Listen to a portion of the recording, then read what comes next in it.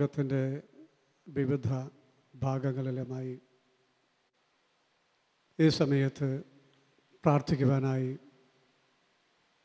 ഒന്നിച്ചു കൂടിയിരിക്കുന്ന പ്രിയപ്പെട്ട സഹോദരി സഹോദരന്മാരെ, നിങ്ങൾക്കെല്ലാവർക്കും യേശുവിൻ്റെ നാമത്തിൽ അഭിവാദ്യങ്ങൾ അർപ്പിക്കുന്നു. പീഡാസഹനത്തിൻ്റെ തലേരാത്രിയിൽ ഗത്സമേൻ തോട്ടത്തിൽ യേശു പ്രാർത്ഥിച്ച രംഗം നമ്മളെല്ലാവരുടെയും ഓർമ്മയിലുണ്ട്.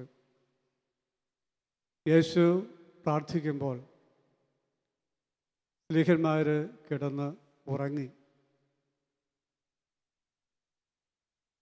ഓരോ തവണയും യേശു അവരുടെ അടുത്തേക്ക് വന്ന് ചോദിച്ചു, 1 മണിക്കൂറെങ്കിലും നിങ്ങൾക്ക് എന്നോടുകൂടി ഉണർന്നിരുന്ന് പ്രാർത്ഥിക്കാൻ പറ്റില്ലേ?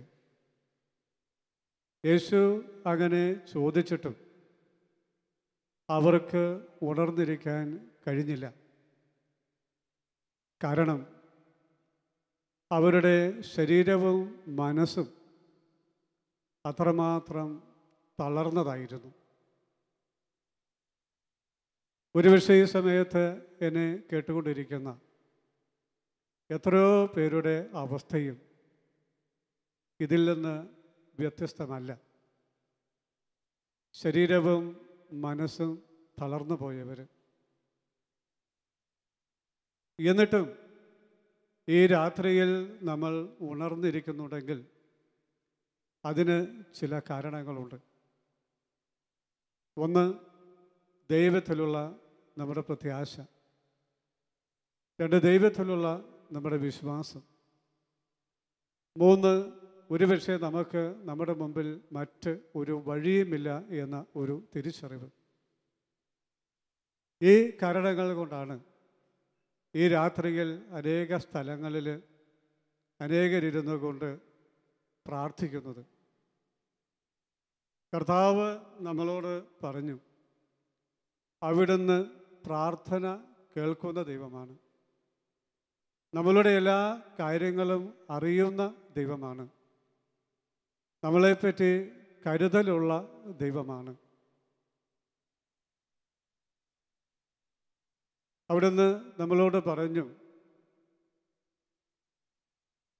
കർത്താവിനെ ആശ്രയിച്ചിട്ട് ആരാണ് ലജ്ജിതരായിട്ടുള്ളത്? നീ ദൈവത്തെ ആശ്രയിച്ചിട്ട് നിനക്ക് എന്ത് കിട്ടി എന്ന് ചോദിച്ച് മറ്റുള്ളവർ നിന്നെ കളിയാക്കുവാൻ നിന്റെ ദൈവം അനുവദിക്കുകയില്ല. കാരണം നിന്നോട് കരുണ കാണിക്കാൻ അവിടുന്ന് ഒരു അവസരം കണ്ടെത്തും. ഈ രാത്രിയിൽ ദൈവം എന്നോട് കരുണ കാണിക്കാൻ ഒരു അവസരം കണ്ടെത്തും എന്നുള്ള വലിയ പ്രതീക്ഷയിൽ എത്രയോ പേര് കാത്തിരുന്നു കൊണ്ട് പ്രാർത്ഥിക്കുകയാണ്. ഈ രാത്രിയിൽ എനിക്ക് എന്നെ കേൾക്കുന്ന എല്ലാവരോടുമായിട്ട് പറയാനുള്ളത് ഒരു സന്തോഷത്തിൻ്റെയും പ്രത്യാശയുടെയുമായ സന്ദേശമാണ്. അതിതാണ്, നമുക്ക് മനുഷ്യർക്ക്, നിങ്ങൾക്ക്, എനിക്ക് നമ്മുടെ പ്രാർത്ഥനയിലൂടെ ദൈവത്തിൻ്റെ മനസ്സ് മാറ്റാൻ കഴിയും. നമുക്ക് നമ്മുടെ പ്രാർത്ഥനയിലൂടെ ദൈവത്തിൻ്റെ മനസ്സ് മാറ്റാൻ പറ്റും. ഇപ്പോൾ നമ്മളോട് അത്ര അനുകൂലം അല്ലാത്ത ദൈവത്തിൻ്റെ മനസ്സിനെ നമ്മുടെ പ്രാർത്ഥനയിലൂടെ നമുക്ക് കൂടുതൽ അനുകൂലമുള്ള ഒരു മനസ്സാക്കി മാറ്റാനായിട്ട് സാധിക്കും. മനുഷ്യർക്ക് അവരുടെ പ്രാർത്ഥന, പരോപകാര പ്രവൃത്തികൾ, പരിത്യാഗ പ്രവൃത്തികൾ എന്നിവ വഴി ദൈവത്തിൻ്റെ മനസ്സിനെ അവർക്ക് കൂടുതൽ അനുകൂലമുള്ള ഒരു മനസ്സാക്കി മാറ്റാൻ കഴിയും. അങ്ങനെ ദൈവത്തിൻ്റെ മനസ്സ് നമ്മൾ ഓരോരുത്തരോടും കൂടുതൽ അനുകൂലം ആവുകയാണെങ്കിൽ ആ ഒറ്റ കാരണത്താൽ തന്നെ നമ്മുടെ ഒരുപാട് പ്രശ്നങ്ങൾക്ക് പരിഹാരം ഉണ്ടാവും. ഈ ഒരു ബോധ്യം നമുക്ക് കിട്ടാൻ ഉതകുന്ന ചില ചിന്തകളും ഉദാഹരണങ്ങളും മാത്രമാണ് ഈ രാത്രിയിൽ ഞാൻ നിങ്ങളോട് പറയുവാൻ ആഗ്രഹിക്കുന്നത്. ഉൽപ്പത്തി പുസ്തകം 18-ാമത്തെ അധ്യായത്തിൽ സോദോം ഗൊമോറയെ നശിപ്പിക്കുവാൻ കർത്താവ് തീരുമാനിച്ചു എന്ന് നമ്മൾ വായിക്കുന്നു. നശിപ്പിക്കുക എന്ന് വെച്ചാൽ സർവ മനുഷ്യരും സർവ ജീവജാലങ്ങളും സർവ ചെടികളും എല്ലാം നശിപ്പിക്കപ്പെടും. ഇത് മനസ്സിലാക്കിയ അബ്രാഹാം ദൈവസന്നിധിയിൽ മധ്യസ്ഥം വഹിച്ച് പ്രാർത്ഥിക്കുന്നത് നമ്മൾ കാണുന്നുണ്ട്. ദൈവമേ, 50 നീതിമാന്മാരെങ്കിലും ഉണ്ടെങ്കിൽ ഈ പട്ടണങ്ങളെ നശിപ്പിക്കാതിരിക്കുമോ? ദൈവം അത് സമ്മതിച്ചു. അബ്രാഹത്തിന് തോന്നി 50 നീതിമാന്മാരുണ്ടാവില്ലെങ്കിലോ? അദ്ദേഹം ചോദിച്ചു, ദൈവമേ, 50 ഇല്ല 45 ആണെങ്കിൽ നശിപ്പിക്കാതിരിക്കുമോ? ദൈവം അതും സമ്മതിച്ചു. അബ്രാഹത്തിന് വീണ്ടും സംശയം, ദൈവമേ 30 ആണെങ്കിലോ? ശരി, സമ്മതിച്ചു. ദൈവമേ 20 ആണെങ്കിലോ? ശരി, അതും സമ്മതിച്ചു. ദൈവമേ 10 ആണെങ്കിലോ? അതും സമ്മതിച്ചു. അപ്പോൾ ഒരു 10 നീതിമാന്മാരാ ഉണ്ടായിരുന്നെങ്കിൽ സോദോം ഗോമോറ നശിപ്പിക്കപ്പെടുമായിരുന്നില്ല. അതിനർത്ഥം ഒരു അബ്രാഹാം എന്ന ഒരു മനുഷ്യൻ്റെ പ്രാർത്ഥന കേട്ട് ദൈവം സോദോം ഗോമോറയെ നശിപ്പിക്കുവാനെടുത്ത തീരുമാനത്തിൽ നിന്ന് പുറകോട്ട് പോവുകയാണ് ചെയ്തത്. സോദോം ഗോമോറയെ നശിപ്പിക്കുവാനെടുത്ത തീരുമാനത്തിൽ നിന്ന് ഒരു അബ്രാഹത്തിൻ്റെ പ്രാർത്ഥന കേട്ട് ദൈവം പുറകോട്ട് പോയി. സ്വാഭാവികമായിട്ടും ചോദിക്കുക, എന്തുകൊണ്ടാണ് പിന്നെയും ദൈവം നശിപ്പിച്ചത്? അത് ദൈവം മനസ്സ് മാറ്റിയത് കൊണ്ടല്ല. പ്രത്യുത നീതിമാന്മാരായിട്ട് 10 പേര് പോലും അവിടെ ഇല്ലാതിരുന്നത് കൊണ്ടാണ്. ഒരു 10 നീതിമാന്മാർ അവിടെ ഉണ്ടായിരുന്നെങ്കിൽ ഒരു അബ്രാഹത്തിൻ്റെ പ്രാർത്ഥന കേട്ട് ദൈവം മനസ്സ് മാറ്റി ആ നഗരങ്ങളുടെ മേലുള്ള ശിക്ഷ പിൻവലിക്കുമായിരുന്നുവെന്ന് നമ്മൾ മനസ്സിലാക്കുകയാണ്. പുറപ്പാടിൻ്റെ പുസ്തകം 3-ാം അധ്യായം 1 മുതലുള്ള വചനങ്ങളിൽ നമ്മൾ പ്രകാരം വായിക്കുന്നു. മൂശ തൻ്റെ അമ്മായി അപ്പനും മിദിയാനിലെ പുരോഹിതനമായ ജത്രോയുടെ ആടുകളെ മേയിച്ചുകൊണ്ട് നടക്കുമ്പോൾ കോറബ് മലയിലെത്തി. അവിടെ ഒരു മുൾപടർപ്പ് കത്തുന്നത് അദ്ദേഹം കണ്ടു. മുൾപടർപ്പ് കത്തിയിട്ടും അത് ദഹിക്കുന്നില്ല. അദ്ദേഹം അടുത്തു ചെന്ന് നോക്കി. ആ കാര്യങ്ങളൊക്കെ നമുക്കറിയാം. അപ്പോൾ കർത്താവ് മൂശയോട് പറഞ്ഞു, ഇതാ ഇസ്രായേൽക്കാരുടെ നിലവിളി എൻ്റെ അടുത്ത് എത്തിയിരിക്കുന്നു. ഈജിപ്തുകാർ അവരെ എപ്രകാരം മർദ്ദിക്കുന്നുവെന്ന് ഞാൻ കണ്ടു. ആകയാൽ വരൂ, ഞാൻ നിന്നെ ഫറവോയുടെ അടുത്തേക്ക് അയക്കാം. നീ എൻ്റെ ജനമായ ഇസ്രായേൽ മക്കളെ ഈജിപ്തിൽ നിന്ന് പുറത്തു കൊണ്ടുവരണം. എന്താണ് കർത്താവ് മൂശയോട് പറഞ്ഞത്?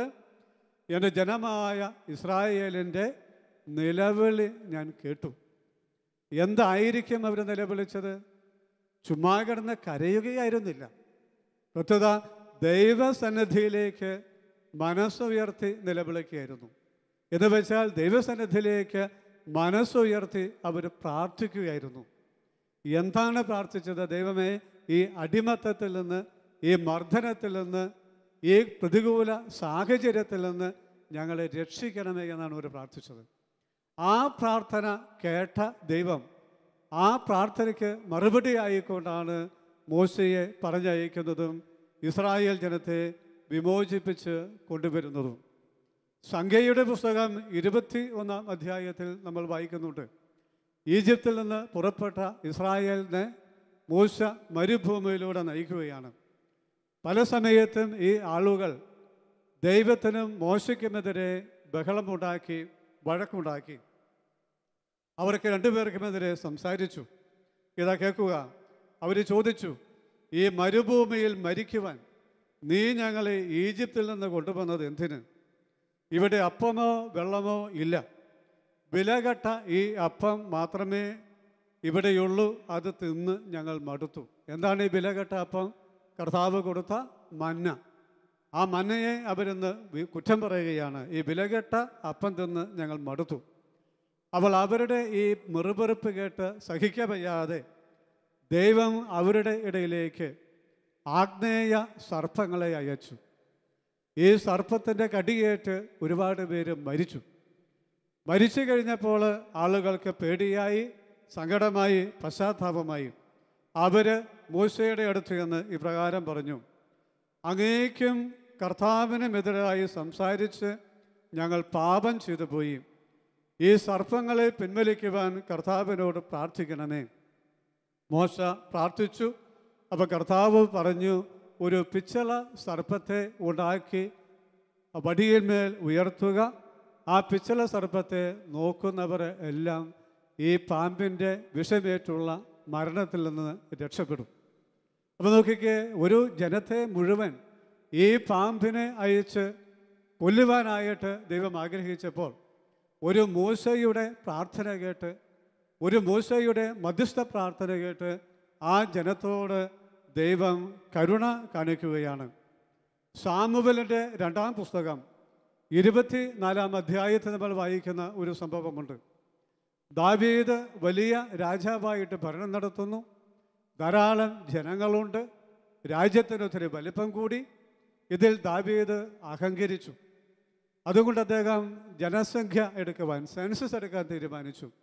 കർത്താവ് പറഞ്ഞു, നീ അഹങ്കാരം കൊണ്ടാണ് സെൻസസ് എടുക്കുന്നത്, എനിക്കത് ഇഷ്ടമില്ല, അതുകൊണ്ട് സെൻസസ് എടുക്കരുത്. പക്ഷേ ദൈവത്തിൻ്റെ കൽപ്പന ധിക്കരിച്ചുകൊണ്ട് ദാവീദ് സെൻസസ് എടുത്തു. അപ്പോൾ ദൈവം ദാവീദിനെ ശിക്ഷിക്കുവാൻ തീരുമാനിച്ചു.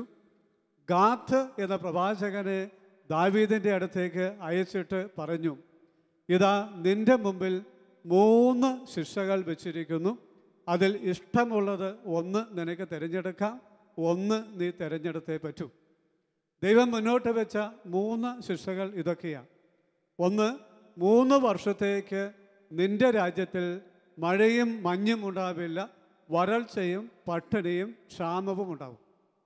2, 3 മാസത്തേക്ക് നീ രാജപദവി ഉപേക്ഷിച്ച് വനവാസത്തിന് പോകണം. 3 ദിവസത്തേക്ക് നിൻ്റെ രാജ്യത്തിൽ പകർച്ചവ്യാധി ഞാൻ അയക്കും. ഈ 3 ശിക്ഷകളിൽ ഏതെങ്കിലും ഒന്ന് തിരഞ്ഞെടുത്തേ പറ്റൂ. ദാവീദ് ആലോചിച്ചു. 3 വർഷത്തേക്ക് ക്ഷാമം എന്ന് വെച്ചാൽ, മഴയില്ല എന്ന് വെച്ചാൽ എനിക്ക് ഇരിക്കപ്രതി ഉണ്ടാവില്ല, ജനങ്ങൾ എന്നെ ബുദ്ധിമുട്ടിക്കും. വേറെയും ശിക്ഷകളുണ്ടല്ലോ, അദ്ദേഹം അത് വേണ്ടെന്ന് വെച്ചു. 2ാമത്തെ ശിക്ഷ, 3 മാസത്തേക്ക് രാജപദവി ഉപേക്ഷിച്ച് വനവാസത്തിന് പോകണം. ദാവീദ് ആലോചിച്ച്, വേറെയും ചോയ്സ് ഉണ്ടല്ലോ, വനവാസത്തിന് പോകുകയെന്ന് വെച്ചാൽ അത് എന്നെ നേരിട്ട് ബാധിക്കുന്ന പ്രശ്നമാണ്, വേണ്ട, അതും വേണ്ട. 3ാമത്തത് 3 ദിവസത്തെ പകർച്ചവ്യാധി. ദാവീദ് വിചാരിച്ചു, 1, 3 ദിവസം കൊണ്ട് തീരും, 2, മരിച്ചു പോകുന്നവരെ കൊണ്ട് ഉപദ്രവവും ഉണ്ടാവില്ല. അങ്ങനെ ദാവീദ് പകർച്ചവ്യാധി തിരഞ്ഞെടുത്തു. ദൈവം പകർച്ചവ്യാധി അയച്ചു. 1ാമത്തെ ദിവസം തന്നെ പകർച്ചവ്യാധി മൂലം 70,000-ഓളം പേര് മരിച്ചു. അപ്പോൾ ദാവീദിന് വിഷമമായി. ദൈവമേ, എൻ്റെ പാപം മൂലമാണല്ലോ ഈ നിരപരാധികൾ മരിച്ചത്. ഞാൻ ചെയ്ത തെറ്റിൻ്റെ ശിക്ഷ ഞാൻ എൻ്റെ മേൽ ഏറ്റെടുക്കാതെ ഈ ജനത്തിൻ്റെ മേലേക്ക് തള്ളിവിട്ടത് കൊണ്ടാണല്ലോ ഇവർ മരിച്ചത്. 1-ാം ദിവസം 70,000 പേര് മരിച്ചെങ്കിൽ അടുത്ത 2 ദിവസം കൊണ്ട് ഇനിയും എത്ര പേര് മരിക്കും? ദാവീദ് കർത്താവിനോട് മാപ്പ് ചോദിച്ചു. കർത്താവ് പറഞ്ഞു, നീ അരവനായിയുടെ മെതിക്കളം വാങ്ങി ഒരു ബലി അർപ്പിക്കുകയാണെങ്കിൽ ഞാൻ ശിക്ഷ പിൻവലിക്കാം. അങ്ങനെ ദാവീദ് അരവനായെ കണ്ടുപിടിച്ച ഒരു പാവം കർഷകനാണ്. അദ്ദേഹത്തിൻ്റെ മെതിക്കളം ചോദിച്ചു. അരവന എന്ന കർഷകൻ ദാവീദിന് സൗജന്യമായിട്ട് മെതിക്കളം കൊടുത്തു. ബലിയർപ്പിക്കാൻ സൗജന്യമായിട്ട് അദ്ദേഹത്തിൻ്റെ കാളകളെ കൊടുത്തു. ബലിയർപ്പിക്കണമെങ്കിൽ തീ കത്തിക്കണം, വിറകിന് വേണ്ടി സൗജന്യമായിട്ട് അദ്ദേഹത്തിൻ്റെ കലപ്പയും നുകവും എല്ലാം കൊടുത്തു. ദാവീദ് പറഞ്ഞു, എനിക്ക് വിലയ്ക്ക് മതി, സൗജന്യമായിട്ട് വേണ്ട. അരവന പറഞ്ഞു, എൻ്റെ മഹാരാജാവനാണ്, ഞാൻ വില വാങ്ങില്ല, സൗജന്യമായിട്ട് തരൂ. അങ്ങനെ അങ്ങോട്ടും ഇങ്ങോട്ടും തർക്കമായി. തർക്കം മൂത്തപ്പോൾ ദാവീദ് അരവനായോട് പറഞ്ഞു, അതെ, എൻ്റെ പാപത്തിന് പരിഹാരത്തിനാണ് ഞാൻ ഈ ബലി അർപ്പിക്കാൻ തുടങ്ങുന്നത്. എനിക്ക് സൗജന്യമായി കിട്ടുന്ന സ്ഥലത്ത്, സൗജന്യമായി കിട്ടുന്ന മൃഗത്തെ കൊന്ന്, സൗജന്യമായി കിട്ടുന്ന വിറക് കൊണ്ട് ഞാനൊരു ബലി അർപ്പിച്ചാൽ ആ ബലിയുടെ പിന്നിൽ എൻ്റെ ഒരു ത്യാഗമില്ല. എൻ്റെ പാപത്തിന് എൻ്റെ ഒരു ത്യാഗമില്ലാത്ത ഒരു ബലി ഞാൻ അർപ്പിക്കുന്നതിന് പ്രസക്തിയില്ല. അതുകൊണ്ട് നീ വില വാങ്ങണം. വില വാങ്ങിയാൽ ഞാൻ അർപ്പിക്കാൻ പോകുന്ന ബലിക്ക് അത്രയുമെങ്കിലും ഒരു പങ്ക്, ഒരു ത്യാഗം എൻ്റേതായിട്ടുണ്ടാകും. അങ്ങനെ അരവനായോട് ദാവീദ് പറഞ്ഞപ്പോൾ അരവനായിക്ക് അത് ബോധ്യപ്പെട്ടു. അദ്ദേഹം 50 ഷെക്കൽ വാങ്ങി ഈ മെതിക്കളവും കാളകളെയും കലപ്പകളെയും കലപ്പവും നൽകി. അതുപയോഗിച്ച് ദാവീദ് ബലിയർപ്പിക്കുകയും ദൈവം ശിക്ഷ പിൻവലിക്കുകയും ചെയ്തു. ഇതൊക്കെ ഒരു ദാവീദിൻ്റെ പശ്ചാത്താപം, അദ്ദേഹത്തിൻ്റെ ഒരു ബലി അർപ്പണം ശിക്ഷ പിൻവലിക്കുവാൻ ദൈവത്തെ പ്രേരിപ്പിച്ചു, അഥവാ ശിക്ഷ പിൻവലിക്കുവാനായിട്ട് ദൈവം മനസ്സ് കാണിച്ചു. ഞാൻ പറയാൻ പോകുന്ന മറ്റൊരു ഉദാഹരണം രാജാക്കന്മാരുടെ 2-ാമത്തെ പുസ്തകം 20-ാമത്തെ അധ്യായത്തിൽ നിന്നാണ്. ഹെസക്കിയ എന്ന രാജാവിൻ്റെ കഥയാണ്. ഹെസക്കിയ രാജാവ് ദൈവത്തിന് ഇഷ്ടപ്പെട്ട ഒരു രാജാവായിരുന്നു. അദ്ദേഹത്തെപ്പറ്റി ഇപ്രകാരം പറയുന്നുണ്ട്. രാജാക്കന്മാരുടെ പുസ്തകം 18-ാം അധ്യായം 5 മുതൽ 7 വരെ വചനങ്ങളിൽ ഹെസക്കിയായെ പറ്റി ഇപ്രകാരം പറയുന്നു. ഇസ്രായേലിൻ്റെ ദൈവമായ കർത്താവിൽ അവൻ വിശ്വസിച്ചു. 2, മുൻഗാമികളോ പിൻഗാമികളോ ആയ ഇസ്രായേൽ രാജാക്കന്മാരെക്കാൾ അധികമായി അവൻ ദൈവത്തോട് വിശ്വസ്തനായിരുന്നു. 3, അവൻ കർത്താവിനോട് ഒട്ടി നിന്നു. 4, അവിടുന്ന് മോശയ്ക്ക് നൽകിയ കൽപ്പനകൾ അവൻ കൃത്യമായി പാലിച്ചു. 5, അവനോടുകൂടി കർത്താവ് ഉണ്ടായിരുന്നു. 6, അവൻ്റെ ഉദ്യമങ്ങളെല്ലാം ഐശ്വര്യപൂർണമായി. ഇത്രമാത്രം ദൈവത്തോട് ചേർന്ന് നിന്ന, ദൈവത്തോട് ഒട്ടി നിന്ന, ദൈവത്തോട് വിശ്വസ്തത കാണിച്ച ആളായിരുന്നു ഹെസക്കിയ രാജാവ്. പക്ഷെ അങ്ങനെയൊക്കെ അദ്ദേഹം വിശുദ്ധനായിട്ട് ജീവിച്ചിട്ടും ദൈവത്തോട് ഒട്ടി നിന്നിട്ടും അദ്ദേഹം വളരെ അവിചാരിതമായിട്ട് രോഗിയായി തീർന്നു. തുടർന്നുള്ള ഭാഗം എങ്ങനെയാണ്? ഹെസക്കിയ രോഗിയായി മരണത്തോടടുത്തു. യെശയ്യാ പ്രവാചകൻ അദ്ദേഹത്തിൻ്റെ അടുത്ത് ചെന്ന് ഇപ്രകാരം പറഞ്ഞു, കർത്താവ് അരുളി ചെയ്യുന്നു, നീ വീട്ടുകാര്യങ്ങൾ ക്രമപ്പെടുത്തുക, എന്തെന്നാൽ നീ മരിക്കും, നീ സുഖം പ്രാപിക്കുകയില്ല. ഇത്രമാത്രം ദൈവത്തോട് വിശ്വസ്തത പുലർത്തിക്കൊണ്ട് അദ്ദേഹം ജീവിച്ചിട്ടും അദ്ദേഹത്തിന് അവിചാരിതമായ ഒരു പ്രഹരമുണ്ടാവുകയാണ്, രോഗമുണ്ടാവുകയാണ്, മരണകാരണമായ ഒരു രോഗമുണ്ടാവുകയാണ്. വീട്ടുകാര്യം ക്രമപ്പെടുത്തിക്കോ, മരിക്കാൻ ഒരുങ്ങിക്കോ, ജീവിക്കുമെന്നുള്ള പ്രതീക്ഷ നിനക്ക് വേണ്ട. പെട്ടെന്ന് ഹെസക്കിയായ്ക്ക് ഭയങ്കര വിഷമമായി. ഹെസക്കിയ എന്ത് ചെയ്തെന്ന് നിങ്ങൾ കേൾക്കുക. ഹെസക്കിയ ചുമരിലേക്ക് മുഖം തിരിച്ച് കർത്താവിനോട് പ്രാർത്ഥിച്ചു. എന്താണ് അദ്ദേഹം പ്രാർത്ഥിച്ചത്? എങ്ങനെയാണ് പ്രാർത്ഥിച്ചത്? ചുമരിലേക്ക് മുഖം തിരിച്ച് പ്രാർത്ഥിച്ചു. എന്താണ് പ്രാർത്ഥിച്ചത്? കർത്താവേ, ഞാൻ എത്ര വിശ്വസ്തമായും ആത്മാർത്ഥമായുമാണ് അങ്ങയുടെ മുമ്പിൽ നന്മ പ്രവർത്തിച്ചത് എന്ന് ഓർക്കണമേ. പിന്നെ അവൻ ദുഃഖത്തോടെ കരഞ്ഞു. ഹെസക്കിയ പ്രവാചകൻ ഒരുപാട് കാര്യങ്ങളൊന്നും പ്രാർത്ഥിച്ചില്ല, ഒരൊറ്റ വാചക പ്രാർത്ഥന നടത്തിയത്. എന്താണ് ആ ഒറ്റ വാചക പ്രാർത്ഥന? കർത്താവേ, ഞാൻ എത്ര വിശ്വസ്തമായും ആത്മാർത്ഥമായുമാണ് അങ്ങയുടെ മുമ്പിൽ പ്രവർത്തിച്ചത് എന്ന് ഒന്ന് ഓർക്കണമേ. കഴിഞ്ഞ കാലത്തെ ദൈവമേ, ഞാൻ നിൻ്റെ മുമ്പിൽ നിനക്ക് എത്ര ഇഷ്ടപ്പെട്ടവനായി ജീവിച്ചുവെന്ന് നീ ഓർക്കണമേ. വേറൊന്നും പറഞ്ഞില്ല. രോഗം മാറ്റാൻ പറഞ്ഞില്ല, പരാതി പറഞ്ഞില്ല, പരിഭവം പറഞ്ഞില്ല, അവലാതി പറഞ്ഞില്ല. ഇത്ര മാത്രം പറഞ്ഞിട്ട് അതൊക്കെ എന്ത് ചെയ്തെന്നറിയാവോ? പിന്നെ അവൻ ദുഃഖത്തോടെ കരഞ്ഞു. അങ്ങനെ അവൻ കരഞ്ഞുകൊണ്ടിരിക്കുമ്പോൾ യെശയ്യാ പ്രവാചകൻ രാജകൊട്ടാരം വിട്ട് പുറത്തേക്ക് പോയിട്ടേ ഉള്ളൂ. രാജകൊട്ടാരം വിട്ട് പുറത്തേക്ക് പോണ യെശയ്യാ പ്രവാചകനെ കർത്താവ് അദ്ദേഹത്തെ തിരിച്ചു വിളിച്ചിട്ട് ഇപ്രകാരം പറഞ്ഞു, നീ ഹെസക്കിയായുടെ അടുത്തേക്ക് തിരിച്ചു ചൊല്ലുക, എന്നിട്ട് അവനോട് ഇപ്രകാരം പറയുക, ഞാൻ നിൻ്റെ കണ്ണുനീര് കാണുകയും പ്രാർത്ഥന കേൾക്കുകയും ചെയ്തിരിക്കുന്നു. ഞാൻ നിന്നെ സുഖപ്പെടുത്തും. 3-ാം ദിവസം നീ കർത്താവിൻ്റെ ആലയത്തിലേക്ക് പോകും. ഞാൻ നിൻ്റെ ആയുസ് 15 വർഷം കൂടി നീട്ടും. നോക്കിക്കേ, ഹെസക്കിയ പ്രവാചകൻ ഒരൊറ്റ വാചക പ്രാർത്ഥനയെ ചൊല്ലുള്ളൂ. എന്താണ് ആ പ്രാർത്ഥന? ഓർമ്മയുണ്ടോ? എന്താണ് ആ പ്രാർത്ഥന? ദൈവമേ, ഞാൻ നിൻ്റെ മുമ്പിൽ എത്രമാത്രം വിശ്വസ്തയോടുകൂടി ജീവിച്ചുവെന്ന് നീ ഓർക്കണമേ. പിന്നെ അദ്ദേഹം എന്താ ചെയ്തത്? പിന്നെ അദ്ദേഹം കരഞ്ഞു. അദ്ദേഹം ഇരുന്ന് കരഞ്ഞു. പ്രിയപ്പെട്ടവരെ, ആ കരച്ചിൽ ദൈവം കണ്ടു. ആ ഒറ്റവാചക പ്രാർത്ഥന ദൈവം കേട്ടു. കർത്താവ് പറഞ്ഞില്ലേ, നിന്റെ പ്രാർത്ഥനയുടെ സ്വരം കേൾക്കാതിരിക്കാൻ മാത്രം എൻ്റെ കേൾവിശക്തി നശിച്ചിട്ടില്ല, നിന്നെ സഹായിക്കാതിരിക്കാൻ മാത്രം എൻ്റെ കാര്യങ്ങൾ കുറുകിപ്പോയിട്ടില്ല. അത് സത്യമാണെന്ന് ദൈവം അനുഭവത്തിലൂടെ ബോധ്യപ്പെടുത്തി. ദൈവം യെശയ്യാ പ്രവാചകനെ വീണ്ടും അയച്ചുകൊണ്ട് പറയുകയാണ്, നിൻ്റെ കണ്ണുനീര് ഞാൻ കണ്ടു, നിൻ്റെ പ്രാർത്ഥന ഞാൻ കേട്ടു, ഞാൻ എൻ്റെ മനസ്സ് മാറ്റി നിനക്ക് ഞാൻ 15 വർഷം കൂടി ആയുസ് നീട്ടിത്തരുന്നു. പ്രിയപ്പെട്ടവരെ, നമുക്ക് നമ്മുടെ പ്രാർത്ഥനയിലൂടെ ദൈവത്തിൻ്റെ മനസ്സ് മാറ്റുവാൻ സാധിക്കും. നമുക്ക് നമ്മുടെ പ്രാർത്ഥനയിലൂടെ ദൈവത്തിൻ്റെ മനസ്സിനെ നമുക്ക് കൂടുതൽ അനുകൂലമാക്കി മാറ്റുവാൻ സാധിക്കും.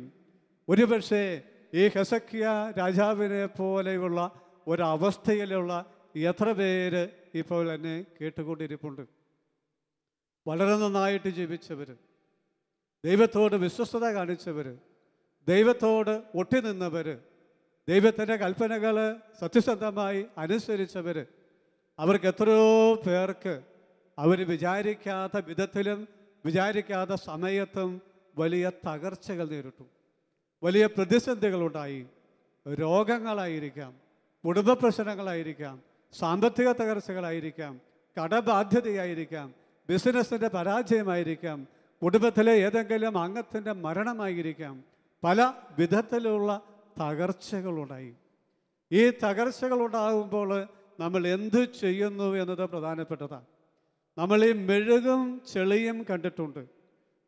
രണ്ടിലേക്കും ചൂട് വെയിൽ അടിക്കുന്നത് ഒന്ന് ഭാവനയിൽ കാണുക. മെഴുകിലേക്ക് ചൂടടിച്ചാൽ വെയിലടിച്ചാൽ മെഴുക് ഉരുകും. എന്നാൽ ചെളിയിലേക്ക് വെയിലടിച്ചാൽ അത് കട്ട പിടിക്കും. ഒരേ ചൂടാണ്. ആ ചൂടിനോട് മെഴുകും ചെളിയും പ്രതികരിക്കുന്നത് രണ്ട് വിധത്തിലാണ്. ചൂടടിക്കുമ്പോൾ മെഴുക് ഉരുകുമെങ്കിൽ ചെളി കട്ട പിടിക്കും. സഹനങ്ങളുണ്ടാകുമ്പോൾ, പ്രശ്നങ്ങളുണ്ടാകുമ്പോൾ, പ്രതിസന്ധികളുണ്ടാകുമ്പോൾ ഈ രണ്ട് വിധത്തിലും ആളുകൾ പ്രതികരിക്കും.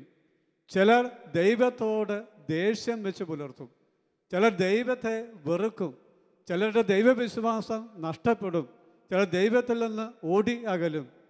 ഒരിക്കൽ എൻ്റെ അടുത്ത് ഒത്തിരി സങ്കടം പറയാൻ വന്ന ഒരു ചേട്ടനോട് സങ്കടമെല്ലാം പറഞ്ഞു കഴിഞ്ഞപ്പോൾ ഞാൻ പറഞ്ഞു, ചേട്ടാ, നമുക്ക് 2 പേർക്കും കൂടെ ഇവരിരുന്ന് അല്പസമയം പ്രാർത്ഥിക്കാം.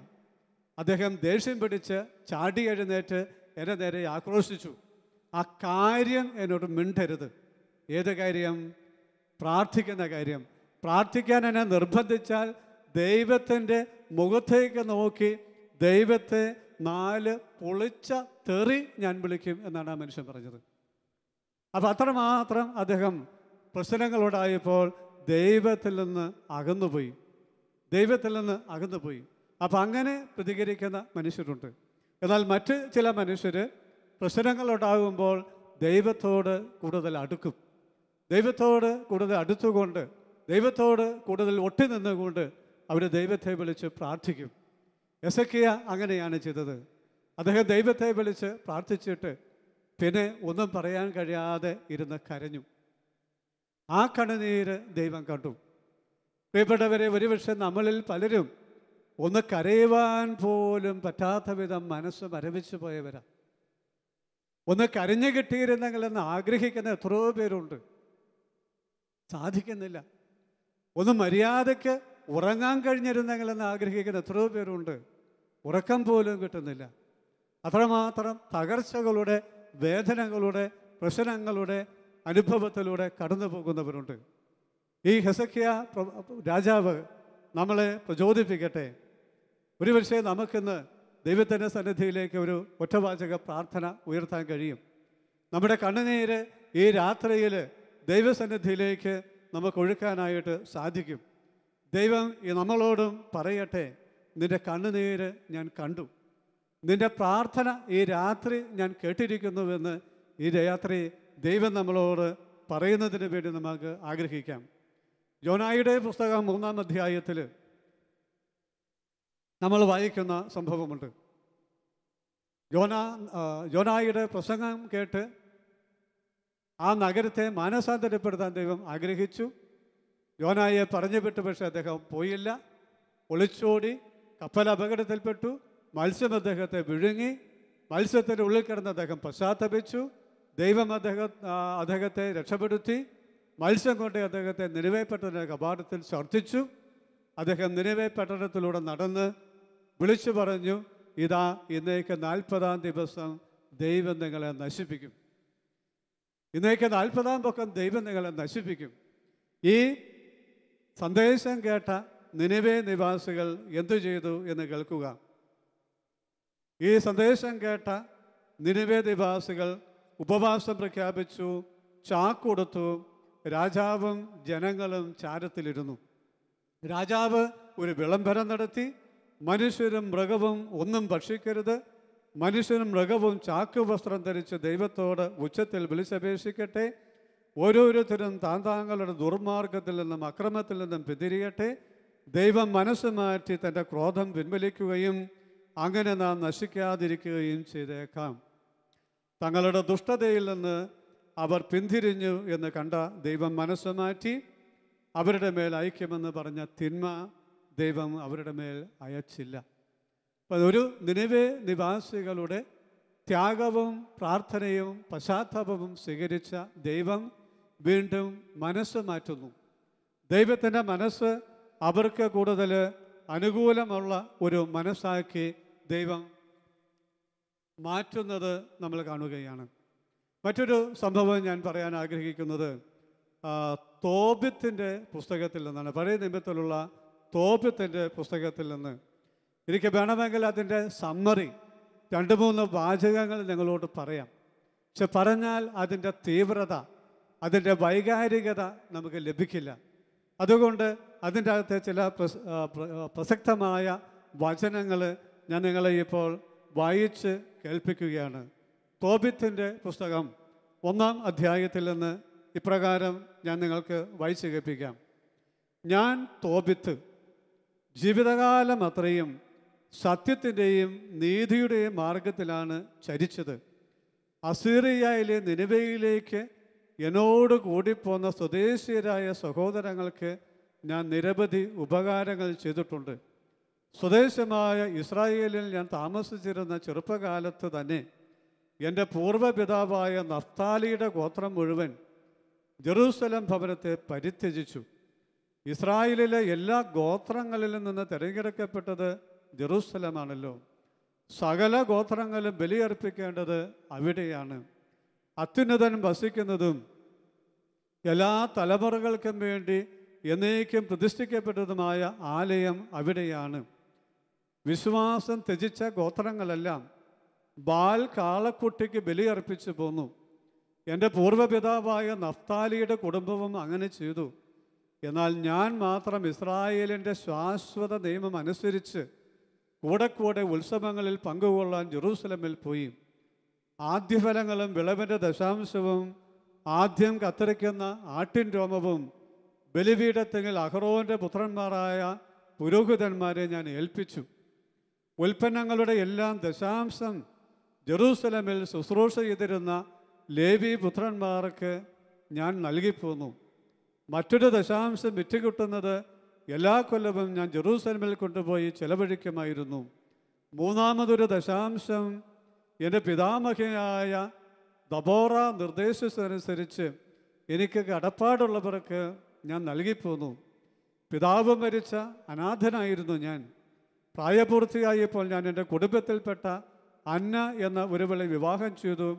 അവളിൽ എനിക്ക് തോബിയാസ് എന്ന മകൻ ജനിച്ചു. അത്യുന്നതൻ്റെ കാരുണ്യത്താൽ ഞാൻ സൽമനേസറിൻ്റെ പ്രീതിക്ക് പാത്രമായി. അവൻ എന്നെ ഭക്ഷ്യവിഭവങ്ങൾ വാങ്ങുന്ന ചുമതല ഏൽപ്പിച്ചു. അങ്ങനെ ആ ഭാഗം പോവുകയാണ്. പിന്നീട് അദ്ദേഹം തുടരുന്നു, ഞാൻ എൻ്റെ നാട്ടുകാർക്ക് വളരെയേറെ ഉപകാരം ചെയ്തിട്ടുണ്ട്. വിശക്കുന്നവർക്ക് ഞാൻ ഭക്ഷണം കൊടുത്തു, നഗ്നർക്ക് വസ്ത്രം നൽകി. എൻ്റെ ജനത്തിൽ ആരുടെയെങ്കിലും മൃതശരീരം നിനിവയുടെ മതിലിന് വെളിയിൽ കിടക്കുന്നത് കണ്ടാൽ ഞാൻ ഉടനെ ചെന്നത് സംസ്കരിക്കുമായിരുന്നു. യൂദായിൽ നിന്ന് ഒളിച്ചോടിപ്പോന്ന ആരെങ്കിലും സെന്നാക്കെരീബ് രാജാവ് വധിച്ചാൽ ഞാൻ അവരെ രഹസ്യമായി സംസ്കരിക്കും. വളരെ പേർ അവൻ്റെ കോപാഗ്നിയിൽപ്പെട്ട് മരിച്ചു. രാജാവ് മൃതദേഹങ്ങൾ അന്വേഷിച്ചപ്പോൾ കണ്ടില്ല. ഞാനാണ് മൃതദേഹങ്ങൾ മറവ് ചെയ്തതെന്ന് നിനിവേക്കാരിൽ ആരോ രാജാവിനെ അറിയിച്ചു. അതോടെ എനിക്ക് ഒളിവിൽ പോകേണ്ടി വന്നു. എന്നെ കൊല്ലാൻ അന്വേഷിക്കുമെന്ന് കേട്ട് പേടിച്ച് ഞാൻ നാടുവിട്ടു. രാജാവ് എൻ്റെ വസ്തുവകകൾ കണ്ടുകെട്ടി. എൻ്റെ ഭാര്യ അന്നയും മകൻ തോബിയാസും മാത്രം ശേഷിച്ചു. ഇത്രമാത്രം നന്മ ചെയ്തുകൊണ്ട് ദൈവത്തോട് വിശ്വസ്തത പുലർത്തിക്കൊണ്ട് ഈ മനുഷ്യൻ ജീവിച്ചു. പക്ഷേ അദ്ദേഹം അറസ്റ്റ് ചെയ്യപ്പെടുകയാണ്. അദ്ദേഹം ജയിലിൽ അടയ്ക്കപ്പെടുകയാണ്. ആ ജയിലിൽ കിടന്നിട്ട് അദ്ദേഹം പുറത്തു വന്നു. അദ്ദേഹം വീട്ടിലെത്തിയപ്പോൾ വീട്ടുകാരൊരു സദ്യ ഒരുക്കി. ആ സദ്യയ്ക്ക് മുമ്പിലിരിപ്പോൾ വീണ്ടും തോബിത്ത് ഒരു ഔദാര്യം കാണിക്കുകയാണ്. കേൾക്കുക, ഭക്ഷണ സാധനങ്ങളുടെ സമൃദ്ധി കണ്ട് ഞാൻ മകനോട് പറഞ്ഞു, പോയി നമ്മുടെ സഹോദരിൽ നീ കാണുന്ന ദൈവവിചാരമുള്ള ദരിദ്രരെ കൊണ്ടുവരിക, ഞാൻ കാത്തിരിക്കാം. അവൻ പോയി വന്നിട്ട് പറഞ്ഞു, പിതാവേ, നമ്മുടെ ജനത്തിൽ ഒരാളെ ആരോ കഴുത്ത് ഞെരിച്ചു കൊന്ന് ഇതാ ചന്തസ്ഥലത്ത് തള്ളിയിരിക്കുന്നു. ഭക്ഷണം തൊട്ടുനോക്കുക പോലും ചെയ്യാതെ ഞാൻ അങ്ങോട്ട് ഓടി. സൂര്യാസ്തമയം വരെ ശവശരീരം ഒരു സ്ഥലത്ത് ഭദ്രമായി സൂക്ഷിച്ചു. ഞാൻ തിരിച്ചു വന്ന് കുളിച്ച് അതീവ ദുഃഖത്തോടെ ആഹാരം കഴിച്ചു. ആമോസ് പ്രവാചകൻ്റെ വാക്കുകൾ എൻ്റെ ഓർമ്മയിൽ വന്നു. നിങ്ങളുടെ ഉത്സവങ്ങൾ ദുഃഖമയമായും നിങ്ങളുടെ ആനന്ദ തിമിർപ്പുകൾ വിലാപമായും മാറും. ഞാൻ കരഞ്ഞു. സൂര്യാസ്തമനത്തിന് ശേഷം ഞാൻ ചെന്ന് കുഴി കുഴിച്ച് മൃതദേഹം സംസ്കരിച്ചു. അയൽക്കാരനെ പരിഹസിച്ചു. ഈ പ്രവൃത്തി വധശിക്ഷയ്ക്ക് കാരണമാകുമെന്ന് അവന് ഭയമില്ലല്ലോ. ഒരിക്കൽ നാട് വിട്ട് ഓടിയവനാണ്, എന്നിട്ട് വിധ പഴയപടി മരിച്ചവരെ സംസ്കരിക്കുന്നു. ഇത് പറഞ്ഞ് ആളുകൾ അദ്ദേഹത്തെ കളിയാക്കി ഭീഷണിപ്പെടുത്തി. ശവസംസ്കാരം കഴിഞ്ഞ് രാത്രി ഞാൻ വീട്ടിലേക്ക് മടങ്ങി. അശുദ്ധനായിരുന്നതുകൊണ്ട് ഞാൻ അങ്കണത്തിൻ്റെ മതിലിനോട് ചേർന്ന് ഉറങ്ങി. മുഖം മൂടിയിരുന്നില്ല. എൻ്റെ പുറകിൽ മതിലിന്മേൽ കുരുവികളിരിക്കുന്നതായിരുന്നു. ഞാനത് അറിഞ്ഞില്ല. അന്നു രാത്രി കുരുവികളുടെ ചുടുകാഷ്ടം ഇരു കണ്ണുകളിലും വീണ് വെളുത്ത പടലങ്ങളുണ്ടായി. പല വൈദ്യന്മാരെയും സമീപിച്ചെങ്കിലും ആർക്കും എന്നെ സുഖപ്പെടുത്താൻ കഴിഞ്ഞില്ല. പ്രിയപ്പെട്ടവരെ, ദൈവത്തോട് അങ്ങേയറ്റം വിശ്വസ്തത കാണിച്ച് അങ്ങേയറ്റം പരോപകാര പ്രവൃത്തി ചെയ്തു പോയ ഒരു മനുഷ്യനുണ്ടായ അനുഭവമാണ്. ഈ അനുഭവമുണ്ടായപ്പോൾ തോബിത്തിന് അത് സഹിക്കാൻ കഴിഞ്ഞില്ല. അദ്ദേഹത്തിന് അത് താങ്ങാൻ കഴിഞ്ഞില്ല. അതുകൊണ്ട് അദ്ദേഹം ദൈവത്തിൻ്റെ സന്നിധിയിൽ അദ്ദേഹത്തിൻ്റെ ദുഃഖം ഇറക്കി വെച്ചുകൊണ്ട് പ്രാർത്ഥിക്കുന്ന ഒരു പ്രാർത്ഥന എത്രയോ വികാര നിർഭിതമാണെന്ന് നിങ്ങൾ കേൾക്കുക. ഞാൻ ദുഃഖഭാരത്തോടെ കരഞ്ഞു, ഹൃദയബദ്ധയോടെ പ്രാർത്ഥിച്ചു. കർത്താവേ, അവിടുന്ന് നീതിമാനാണ്. അങ്ങയുടെ പ്രവൃത്തികളും അങ്ങയുടെ മാർഗങ്ങളും കാരുണ്യവും സത്യവും നിറഞ്ഞതാണ്. അങ്ങയുടെ വിധി സത്യവും നീതിനിഷ്ഠവുമാണ്. എന്നെ ഓർക്കുകയും കാരുണ്യപൂർവ്വം കടാക്ഷിക്കുകയും ചെയ്യണമേ. എൻ്റെയും എൻ്റെ പിതാക്കന്മാരുടെയും പാപങ്ങൾക്കും ഞാൻ അറിയാതെ ചെയ്ത അപരാധങ്ങൾക്കും അങ്ങ് ശിക്ഷ നൽകരുതേ. അങ്ങയുടെ കൽപ്പനകൾ അവർ പാലിച്ചില്ല. അതിനാൽ അങ്ങ് ഞങ്ങളെ കവർച്ചയ്ക്കും അടിമത്തത്തിനും മരണത്തിനും ഏൽപ്പിച്ചു കൊടുത്തു. ഞങ്ങൾ ചിതറിപ്പാർത്ത ഇടങ്ങളിലെ ജനതകൾക്ക് ഞങ്ങൾ പരിഹാസത്തിൻ്റെ പര്യായമായി തീർന്നു. എൻ്റെയും എൻ്റെ പിതാക്കന്മാരുടെയും പാപങ്ങൾക്ക് അങ്ങ് നൽകിയ ശിക്ഷ ന്യായയുക്തമാണ്. കാരണം ഞങ്ങൾ അങ്ങയുടെ കൽപ്പനകൾ പാലിച്ചില്ല. ഞങ്ങൾ അങ്ങയുടെ മുമ്പിൽ സത്യസന്ധരായി വർത്തിച്ചുമില്ല. അങ്ങ് ഇഷ്ടാനുസരണം എന്നോട് വർത്തിച്ചുകൊള്ളുക. എൻ്റെ ജീവൻ തിരിച്ചെടുത്തുകൊള്ളുക. ഞാൻ മരിച്ച് മണ്ണായി തീർന്നു കൊള്ളട്ടെ. ജീവിക്കുന്നതിനേക്കാൾ ഭേദം മരിക്കുന്നതാണ്. മിഥ്യാപവാദങ്ങൾക്ക് ഞാൻ ഇരയായിരിക്കുന്നു. എൻ്റെ ഹൃദയഭേദ ദുസ്സഹമാണ്. ഈ ദുഃഖത്തിൽ നിന്ന് മുക്തി നേടി ശാശ്വത ഭവനത്തിലേക്ക് പോകാൻ അങ്ങ് കൽപ്പിച്ചാലും അങ്ങ് എന്നിൽ നിന്ന് മുഖം തിരിക്കരുതേ. മനസ്സ് മടുത്തിട്ട്, ദൈവമേ, എന്നെ ഒന്ന് മരിപ്പിക്കണമേ, എനിക്കൊന്ന് മരിച്ചു കിട്ടിയാൽ മതി എന്ന ഒരു നിലപാടിലേക്ക് ഈ മനുഷ്യനെത്തുകയാണ്. നമ്മളിൽ എത്രയോ പേര് ചിന്തിക്കുന്ന ഒരു കാര്യമാണ്, എത്രയോ പേര് പറയുന്ന ഒരു കാര്യമാണ്, നമ്മൾ എത്രയോ പേര് പ്രാർത്ഥിക്കുന്ന ഒരു കാര്യമാണ്. ദൈവമേ, ഒന്ന് മരിച്ചു കിട്ടിയിരുന്നെങ്കിൽ, ദൈവമേ ഒന്ന് ചത്തു കിട്ടിയിരുന്നെങ്കിൽ എന്ന് പറയുന്ന എത്രയോ പേരുണ്ട്. ദൈവമേ എന്നെ ഒന്ന് കൊന്നു തന്നിരുന്നെങ്കിൽ എന്ന് പറയുന്ന എത്രയോ പേരുണ്ട്. മരിക്കാൻ ആഗ്രഹിക്കുന്ന എത്രയോ പേരുണ്ട്. മരിക്കുവാൻ വേണ്ടി പ്രാർത്ഥിക്കുന്ന എത്രയോ പേരുണ്ട്. ഈ മനുഷ്യൻ നമ്മളുടെയൊക്കെ പ്രതിനിധികളാണ്. ആ കഥ അതിൻ്റെ അവസാന ഭാഗത്തേക്ക് നമുക്ക് പിന്നീട് വരാം. അതോടുകൂടി നടന്ന മറ്റൊരു സംഭവം കൂടിയുണ്ട്. അതും കൂടി ഞാൻ വായിച്ച് കേൾപ്പിക്കാം. മേധിയായിലെ യക്പധാനയിൽ രഘുവേലിൻ്റെ മകൾ സാറായെ അവളുടെ പിതാവിൻ്റെ പരിചാരികമാർ അധിക്ഷേപിച്ചു. 7 പ്രാവശ്യം വിവാഹം ചെയ്തതാണ് അവൾ. എന്നാൽ അവളെ പ്രാപിക്കുന്നതിന് മുമ്പ് ഓരോ ഭർത്താവും അസ്മോദേബൂസ് എന്ന ഒരു ദുഷ്ടപിശാചിനാൽ വധിക്കപ്പെട്ടിരുന്നു.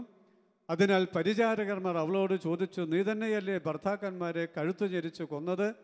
7 പേരെ നിനക്ക് ലഭിച്ചു, എന്നാൽ ആരുടെയും നാമം ധരിക്കാൻ നിനക്കിടയായില്ലല്ലോ. ഞങ്ങളെ തല്ലുന്നത് എന്തിനാണ്? അവൻ മരിച്ചെങ്കിൽ നീയും അവരോടൊപ്പം പോവുക. നിന്റെ മകനെയോ മകളെയോ കാണാൻ ഞങ്ങൾക്ക് ഇടവരാതിരിക്കട്ടെ. ഇതാണ് ഭർത്താക്കന്മാർ ഓരോരുത്തരും മരിച്ച് വളരെ സങ്കടത്തിലിരിക്കുന്ന ഒരു സ്ത്രീയെ മറ്റുള്ളവർ സമീപിച്ച് കൈകാര്യം ചെയ്ത രീതി.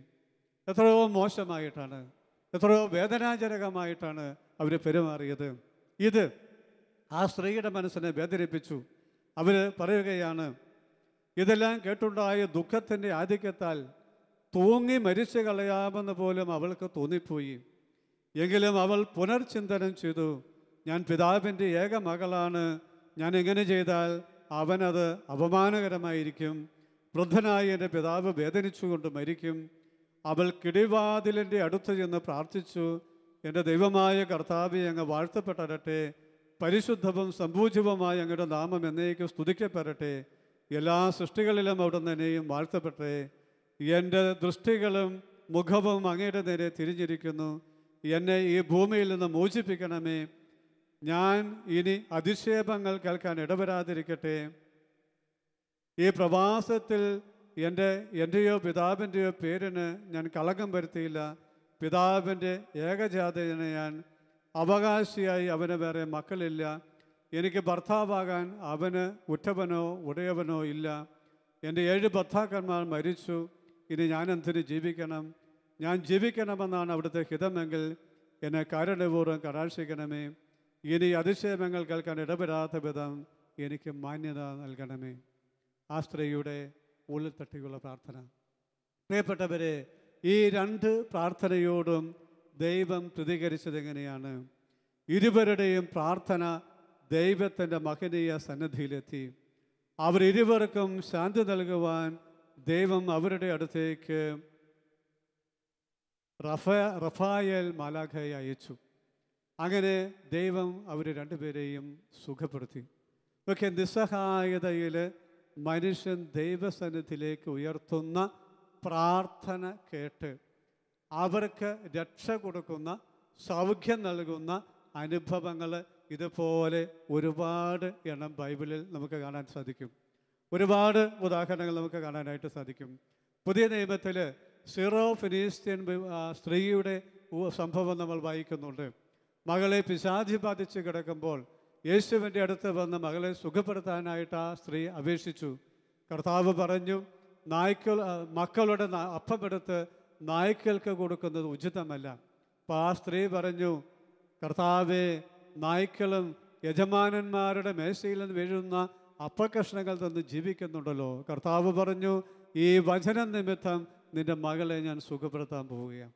അപ്പോൾ നോക്കി, ആ ഒരൊറ്റ വാചക പ്രാർത്ഥന കൊണ്ട് ആ സ്ത്രീ കർത്താവായ യേശുവിൻ്റെ മനസ്സ് മാറ്റി. കർത്താവിൻ്റെ മനസ്സ് അവൾക്ക് കൂടുതൽ അനുകൂലമുള്ള ഒരു മനസ്സാക്കി മാറ്റി. ഞാൻ നിങ്ങളോട് ഈ രാത്രിയിൽ പറഞ്ഞു വന്നതിൻ്റെ ചുരുക്കം ഇതാണ്. നമുക്ക് നമ്മുടെ വ്യക്തിപരമായ കൂട്ടത്തിലുള്ള പ്രാർത്ഥനയിലൂടെ, നമ്മുടെ പരിത്യാഗ പ്രവർത്തനങ്ങളിലൂടെ, നമ്മുടെ പരോപകാര പ്രവൃത്തികളിലൂടെ ദൈവത്തിൻ്റെ മനസ്സ് മാറ്റാൻ പറ്റും. ദൈവത്തിൻ്റെ മനസ്സിനെ നമുക്ക് കൂടുതൽ അനുകൂലമുള്ള ഒരു മനസ്സാക്കി മാറ്റാനായിട്ട് സാധിക്കും. ഞങ്ങൾ ഒരിക്കൽ ഒരു ധ്യാനം നടത്തുമ്പോൾ ഒരു ഹൈന്ദവ സ്ത്രീ അവിടെ വന്നു. എൻ്റെ അടുത്ത് സംസാരിക്കാൻ വന്ന അവർ പറഞ്ഞു, അവരുടെ ജീവിതത്തിൻ്റെ സർവ്വ ബുദ്ധിമുട്ടുകളും പറഞ്ഞു, ഭർത്താവ് വീട്ടിലുണ്ടാക്കുന്ന പ്രശ്നങ്ങൾ പറഞ്ഞു, പരിഹാരമൊന്നും കാണാതെ മനസ്സും എടുത്തിട്ട് ധ്യാനിക്കാൻ വന്നതാണ്. ഇപ്പം ഞാൻ ആ സ്ത്രീയോട് പറഞ്ഞത് ഇതാണ്, മറിയം പാപികളുടെ സങ്കേതമാണ്. അവരുടെ മാതാവിന് ഭർത്താവിനെ സമർപ്പിച്ച് നിങ്ങൾ എല്ലാ ദിവസവും ഒരു കൊന്ത ചൊല്ലുക. ദൈവം ഇടപെടാൻ നിങ്ങൾ പ്രാർത്ഥിക്കും, ഞാനും പ്രാർത്ഥിക്കാം. അടുത്ത കൊല്ലം വീണ്ടും അവർ ധ്യാനത്തിന് വന്നു. അപ്പോൾ അവർ പറഞ്ഞു, അച്ഛാ, ഇപ്രാവശ്യം ഞാൻ ദൈവത്തിന് നന്ദി പറയാൻ വേണ്ടിയാണ് ധ്യാനിക്കാൻ വന്നത്. എന്താണ് കാരണം? ഞാനിങ്ങനെ കൊന്ത ചൊല്ലാൻ തുടങ്ങി. സാവകാശം എൻ്റെ ഭർത്താവ് മദ്യപാനം നിർത്തി, വീട്ടിൽ വഴക്കുണ്ടാക്കുന്നത് നിർത്തി, വിദേശത്ത് ഒരു ജോലി കിട്ടി, ഇപ്പോൾ പണം അയച്ചു തരുന്നുണ്ട്, ഞങ്ങൾ സമാധാനത്തോടെ ജീവിക്കുന്നു. ദൈവത്തിന് ഞാൻ നന്ദി പറയാൻ വന്നതാണ്. അപ്പോൾ നമുക്ക് നമ്മുടെ പ്രാർത്ഥനയിലൂടെ ദൈവത്തിൻ്റെ മനസ്സ് മാറ്റാൻ കഴിയും. അല്ലാതെ പഴയ നിയമത്തിലോ പുതിയ നിയമത്തിലോ മാത്രമുള്ള ഏതാനും സംഭവങ്ങളല്ലത്. ഇന്നും അനേക മനുഷ്യർ പ്രാർത്ഥിച്ച് പ്രാർത്ഥിച്ച് പ്രാർത്ഥിച്ച് ദൈവത്തിൻ്റെ മനസ്സിനെ അവർക്ക് അനുകൂലമാക്കി മാറ്റുന്നുണ്ട്. മക്കളില്ലാത്ത എത്രയോ ദമ്പതികൾ പ്രാർത്ഥിച്ച് അവർക്ക് മക്കളെ കിട്ടിയ കാര്യങ്ങളറിയാം. കടബാധ്യതയുള്ള എത്രയോ പേര് പ്രാർത്ഥിച്ച് കടബാധ്യതയിൽ നിന്ന് രക്ഷപ്പെട്ടതറിയാം. സാമ്പത്തിക പ്രതിസന്ധിയുള്ള എത്രയോ പേര് പ്രാർത്ഥിച്ച് സാമ്പത്തിക പ്രതിസന്ധിയിൽ നിന്ന് കരകയറിയതുണ്ട്. രോഗികളായ എത്രയോ പേര് പ്രാർത്ഥിച്ച് രോഗശാന്തി നേടിയവരുണ്ട്. വിവാഹം നടക്കാത്ത എത്രയോ പേര് പ്രാർത്ഥിച്ച് വിവാഹത്തിൻ്റെ തടസ്സങ്ങൾ മാറ്റിയവരുണ്ട്. ഓരോരോ പ്രശ്നങ്ങൾ, ഓരോരോ പ്രതിസന്ധികൾ ഉണ്ടായപ്പോൾ അതിനെ തരണം ചെയ്യുവാൻ, അവിടെ ദൈവം ഇടപെടുവാൻ, ദൈവപരി പരിഹാരമുണ്ടാക്കാൻ, ദൈവം ആ പ്രശ്നം തീർക്കുവാൻ വേണ്ടി പ്രാർത്ഥിച്ച് പ്രാർത്ഥിച്ച് പ്രാർത്ഥിച്ച് ദൈവത്തിൻ്റെ മനസ്സ് മാറ്റി, ദൈവത്തിൻ്റെ മനസ്സിനെ തങ്ങൾക്ക് അനുകൂലമാക്കി മാറ്റിയ ഒരുപാട് മനുഷ്യർ ഇതുപോലെയുണ്ട്. ഈ രാത്രിയിൽ അങ്ങനെയാണെങ്കിൽ നമ്മൾ പ്രാർത്ഥിക്കുമ്പോൾ നമ്മുടെ പ്രാർത്ഥന കേട്ട് ദൈവം മനസ്സ് മാറ്റില്ലേ? നമുക്കൊന്ന് എഴുന്നേറ്റ് നിൽക്കാം. കണ്ണുകൾ അടച്ചുകൊണ്ട് നിശബ്ദതയിൽ നിൽക്കാം. അവിചാരിതമായി ജീവിതത്തിൽ തകർച്ചകൾ നേരിട്ട, മുറിവുകളേറ്റ, മരണത്തെ മുന്നിൽ കണ്ട, അപമാനമുണ്ടായ ചില വ്യക്തികളുടെയൊക്കെ ഉദാഹരണങ്ങൾ ഈ രാത്രിയിൽ നിങ്ങളെ ഞാൻ ഓർമ്മപ്പെടുത്തുകയായിരുന്നു. ആ വേദനകളിൽ അവരെല്ലാം ദൈവത്തെ വിളിച്ചത് ഞാൻ നിങ്ങളുടെ ഓർമ്മയിലേക്ക് കൊണ്ടുവരികയായിരുന്നു. അവരുടെ കണ്ണുനീര് ദൈവം കണ്ടു എന്ന് നമ്മൾ കേട്ടു. അവരുടെ പ്രാർത്ഥന ദൈവം കേട്ടു, ദൈവം ഉത്തരം കൊടുത്തു എന്ന് നമ്മൾ മനസ്സിലാക്കി. അവരുടെ ഒരു ഒറ്റവാചക പ്രാർത്ഥന പോലും, ഒരു രാത്രിയിലെ കണ്ണുനീര് പോലും കണ്ടിട്ട് ദൈവം കരുണ കാണിച്ചു. അങ്ങനെയാണെങ്കിൽ ഈ രാത്രി ഒത്തിരി വിശ്വാസത്തോടും ഒത്തിരി പ്രതീക്ഷയോടും കൂടി ഒരുപാട് തകർച്ചകളുടെ നടുക്ക് നിന്നുകൊണ്ട് ഉറക്കളിച്ച് ദൈവസന്നിധിയിലേക്ക് ഹൃദയമുയർത്തി നമ്മൾ പ്രാർത്ഥിച്ചാൽ നമ്മുടെ പ്രാർത്ഥന ദൈവം കേൾക്കില്ലേ? നമ്മുടെ പ്രാർത്ഥന ദൈവം കേൾക്കില്ലേ? ദൈവം കേൾക്കും എന്ന് നമ്മൾ വിശ്വസിക്കുന്നു. ആ ഒരു വിശ്വാസമാണ് ഈ രാത്രിയിൽ ഉറക്കളയ്ക്കുവാൻ നമ്മളെ പ്രേരിപ്പിച്ചത്, ഈ രാത്രിയിൽ പ്രാർത്ഥിച്ചിരിക്കുവാൻ നമ്മളെ പ്രചോദിപ്പിച്ചത്. ദൈവത്തിൻ്റെ സന്നിധിയിലേക്ക് നമുക്ക് നമ്മുടെ രണ്ട് കരങ്ങളെയും ഉയർത്താം. എല്ലാവരും കണ്ണുകൾ അടച്ചുകൊണ്ട്, മറ്റുള്ളവർ കരമുയർത്തുന്നുണ്ടോ ഇല്ലയോ എന്ന് ഒന്നും നമ്മൾ നോക്കുന്നില്ല. ഹെസക്കിയാ രാജാവ് ചുമരിൻ്റെ നേരേക്ക് തലതിരിച്ചുകൊണ്ട് കരഞ്ഞു. എൻ്റെ ദൈവമേ, ഇതുപോലെ കരയേണ്ട ഒരു സാഹചര്യമാണ് എൻ്റെത്. അഥവാ ഇതുപോലെയൊന്ന് കരയുവാൻ പോലും കഴിയാത്ത വിധം മനസ്സ് മരവിച്ച ഒരു വ്യക്തിയാണ് ഞാൻ. അഥവാ കരഞ്ഞ് കരഞ്ഞ് കരഞ്ഞ് കണ്ണുനീര് വറ്റിപ്പോയ ഒരു പാവപ്പെട്ട ജീവിതത്തിൻ്റെ ഉടമയാണ് ഞാൻ. കർത്താവേ, പ്രതിസന്ധികളിൽ അങ്ങയെ വിളിച്ച് പ്രാർത്ഥിച്ച സർവരുടെയും പ്രാർത്ഥനകൾക്ക് അവിടുന്ന് ഉത്തരമരുളി. അവിടുന്ന് മനസ്സ് മാറ്റി അവരോട് കരുണ കാണിക്കുവാൻ അവിടുന്ന് മനസ്സായി. ദൈവമേ, ഈ രാത്രിയിൽ എല്ലാ തകർച്ചകളുടെയും പ്രതിസന്ധികളുടെയും നടക്കു നിന്നുകൊണ്ട്, രോഗത്തിൻ്റെ പിടിയിൽ നിന്നുകൊണ്ട്, മനസ്സിൻ്റെ എല്ലാ ഭാരങ്ങളും സമർപ്പിച്ചുകൊണ്ട്, എൻ്റെ എല്ലാ നിസ്സഹായതകളും സമർപ്പിച്ചുകൊണ്ട് ഞാൻ അങ്ങയോട് പ്രാർത്ഥിക്കുകയാണ്. അവിടുത്തെ സന്നിധിയിൽ എൻ്റെ കണ്ണുനീര് ഞാൻ ഒഴുക്കുകയാണ്. ദൈവമേ, ഈ രാത്രിയിൽ ലോകത്തിൻ്റെ ഏതെങ്കിലും ഭാഗത്തിരുന്നു കൊണ്ട് അവിടുത്തെ സന്നിധിയിലേക്ക് കരങ്ങൾ ഉയർത്തി, അവിടുത്തെ സന്നിധിയിലേക്ക് ഹൃദയം ഉയർത്തി, അവിടുത്തെ സന്നിധിയിലേക്ക് മനസ്സുയർത്തി ആരെങ്കിലും പ്രാർത്ഥിക്കുന്നുണ്ടെങ്കിൽ അവരോട് നീ കരുണ കാണിക്കണമേ എന്ന് പ്രാർത്ഥിക്കുന്നു. അവരോട് നീ കരുണ കാണിക്കണമേ എന്ന് പ്രാർത്ഥിക്കുന്നു. അവരുടെ ബന്ധനങ്ങൾ നീ അഴിച്ചു കൊടുക്കണമേ എന്ന് പ്രാർത്ഥിക്കുന്നു. അവരുടെ രോഗങ്ങൾ നീ സുഖപ്പെടുത്തണമേ എന്ന് പ്രാർത്ഥിക്കുന്നു. അവരുടെ മുറിവുകൾ വെച്ച് കെട്ടണമേ എന്ന് പ്രാർത്ഥിക്കുന്നു. അവരുടെ തകർച്ചകളിൽ നിന്ന് അവർക്ക് മോചനം നൽകണമേ എന്ന് പ്രാർത്ഥിക്കുന്നു. കർത്താവേ, സാമ്പത്തിക പ്രതിസന്ധികളിൽ നിന്ന്, കടബാധ്യതയിൽ നിന്ന്, കുടുംബ പ്രശ്നങ്ങളിൽ നിന്ന്, സർവ്വ തകർച്ചകളുടെ അനുഭവത്തിൽ നിന്ന് കർത്താവ് ഈ രാത്രിയിൽ അവരെ മോചിപ്പിക്കണമേ എന്ന് പ്രാർത്ഥിക്കുന്നു. കർത്താവേ, ഹെസക്കിയാ രാജാവ് കണ്ണുനീർ ചുറ്റി കരഞ്ഞുകൊണ്ടിരുന്നപ്പോൾ തന്നെ നീ പ്രാർത്ഥനയ്ക്ക് ഉത്തരം അരുളി. യെശയ്യാ പ്രവാചകനെ തിരിച്ചയച്ചുകൊണ്ട് പറഞ്ഞു, നിന്റെ പ്രാർത്ഥന കേട്ടിരിക്കുന്നു, നിന്റെ കണ്ണുനീര് ഞാൻ കണ്ടിരിക്കുന്നു, നിന്റെ ആയുസ് ഞാൻ 15 കൊല്ലം കൂടി നീട്ടുകയാണ്, നിന്റെ രോഗത്തിൽ നിന്ന് ഞാൻ സുഖപ്പെടുത്തുകയാണ്. ഓ ദൈവമേ, ഇതുപോലെ നിന്റെ സന്നിധിയിൽ പ്രാർത്ഥിച്ചുകൊണ്ടിരിക്കുന്നവര് അവരുടെ ഭവനങ്ങളിൽ എത്തുന്നതിന് മുമ്പ്, അഥവാ അവർ ഈ നേരം വെളുത്ത് എഴുന്നേൽക്കുന്നതിന് മുമ്പ് നീ അവരുടെ ജീവിതത്തിൽ ഇടപെടണമേ എന്ന് പ്രാർത്ഥിക്കുന്നു. അവരുടെ കണ്ണുനീര് ഒപ്പിയെടുക്കണമേ എന്ന് പ്രാർത്ഥിക്കുന്നു. അവരുടെ കണ്ണുനീരിന്റെ കാരണങ്ങളെ മാറ്റിക്കളയണമേ എന്ന് പ്രാർത്ഥിക്കുന്നു. നമ്മുടെ എല്ലാ ദുഃഖങ്ങളും, നമ്മുടെ എല്ലാ സങ്കടങ്ങളും, നമ്മുടെ എല്ലാ രോഗങ്ങളും, കുടുംബത്തിലെ അസ്വസ്ഥതകളും എല്ലാം സമർപ്പിച്ചുകൊണ്ട് കർത്താവിന്റെ മുമ്പിൽ കണ്ണുനീരി ചിന്തിക്കൊണ്ട് നമുക്ക് കർത്താവിനെ വിളിച്ച് പ്രാർത്ഥിക്കാം. എല്ലാവരും ചേർന്നുകൊണ്ട് ഹല്ലേലൂയ, ഹല്ലേലൂയ, ഹല്ലേലൂയ, ഹല്ലേലൂയ. കർത്താവേ, ഞങ്ങളൊന്ന് ചേർന്ന് അങ്ങയെ സ്തുതിക്കുന്നു, ആരാധിക്കുന്നു, മഹത്വപ്പെടുത്തുന്നു. കർത്താവേ, ലോകത്തിന്റെ വിവിധ ഭാഗങ്ങളിൽ ഇരുന്നു കൊണ്ട് ശലോമനെ ചേർന്നുകൊണ്ട് ഈ രാത്രിയിൽ കണ്ണുനീരും വേദനയോടും കൂടി നെടുവീർപ്പോടുകൂടി നിന്റെ സന്നിധിയിൽ പ്രാർത്ഥിക്കുന്ന എല്ലാ പ്രിയപ്പെട്ടവരുടെയും പ്രാർത്ഥനകൾ നിന്റെ സന്നിധിയിലേക്ക് ഞങ്ങൾ ഉയർത്തുന്നു. കർത്താവേ, ആ പ്രാർത്ഥനയ്ക്ക് നീ ചെവി ചായ്ക്കണമേ, അവരുടെ കണ്ണുനീരിൽ കാണണമേ, അവരുടെ പ്രാർത്ഥന നീ കേൾക്കണമേ, അവരോട് കരുണ കാണിക്കണമേ എന്ന് പ്രാർത്ഥിക്കുന്നു. കർത്താവേ, നിന്റെ പരിശുദ്ധമായ നാമത്തിന്റെ ശക്തിയിൽ എല്ലാ ബന്ധനങ്ങളും അഴിഞ്ഞു പോകട്ടെ എന്ന് പ്രാർത്ഥിക്കുന്നു. രോഗികൾക്ക് സൗഖ്യമുണ്ടാകട്ടെ എന്ന് പ്രാർത്ഥിക്കുന്നു. മനസ്സിന് മുറിവേറ്റവർക്ക് സൗഖ്യമുണ്ടാകട്ടെ എന്ന് പ്രാർത്ഥിക്കുന്നു.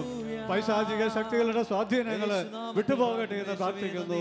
തകർന്നുപോയ കുടുംബങ്ങള് പുനരുദ്ധരിക്കപ്പെടട്ടെ എന്ന് പ്രാർത്ഥിക്കുന്നു. മക്കൾ അനുഗ്രഹിക്കപ്പെടട്ടെ എന്ന് പ്രാർത്ഥിക്കുന്നു. ദൈവമേ സ്തോത്രം, യേശുവേ മഹത്വം, യേശുവേ ആരാധന. Hallelujah, hallelujah. അല്പം കൂടി സ്വരം ഉയർത്തി നമുക്ക് പ്രാർത്ഥിക്കാം. ദൈവത്തെ വിളിക്കുക, എന്നെ വിളിക്കുക, ഞാൻ നിനക്ക് ഉത്തരം വരളും. കർത്താവിന്റെ വാഗ്ദാനമാണത്. എന്നെ വിളിക്കുക, ഞാൻ ഉത്തരം വരളും. വിളിക്കുന്നവർക്കാണ് ഉത്തരം കിട്ടുക, ചോദിക്കുന്നവർക്കാണ് ലഭിക്കുക, അന്വേഷിക്കുന്നവർ കണ്ടെത്തുക, മുട്ടുന്നവനാണ് തുറക്കുക, കരയുന്നവർക്കാണ് ആശ്വാസം കിട്ടുക. കർത്താവേ സ്തോത്രം. ഞങ്ങളുടെ ഹൃദയങ്ങൾ തുറക്കണമേ, ഞങ്ങളുടെ അധരങ്ങൾ തുറക്കണമേ. ഞങ്ങൾ വിളിക്കട്ടെ, ഞങ്ങളുടെ കണ്ണുനീരിൽ നിന്ന് ഞങ്ങൾ വിളിക്കട്ടെ, ഹൃദയവേദനയോടുകൂടി ഞങ്ങൾ വിളിക്കട്ടെ, സഹായത്തിന് വേണ്ടി ഞങ്ങൾ വിളിക്കട്ടെ, രക്ഷയ്ക്ക് വേണ്ടി ഞങ്ങൾ വിളിക്കട്ടെ, ബന്ധനങ്ങൾ തകരുന്നതിന് വേണ്ടി ഞങ്ങൾ വിളിക്കട്ടെ, മനസ്സിന്റെ സൗഖ്യത്തിന് വേണ്ടി ഞങ്ങൾ വിളിക്കട്ടെ. ദൈവമേ സ്തോത്രം. പരിശുദ്ധാത്മാവിന്റെ അഭിഷേകത്തിന് വേണ്ടി ഞങ്ങൾ വിളിക്കട്ടെ. Hallelujah, hallelujah, hallelujah, hallelujah, hallelujah, hallelujah, hallelujah. കർത്താവേ സ്തോത്രം, യേശുവേ നന്ദി, ദൈവമേ സ്തോത്രം. കർത്താവേ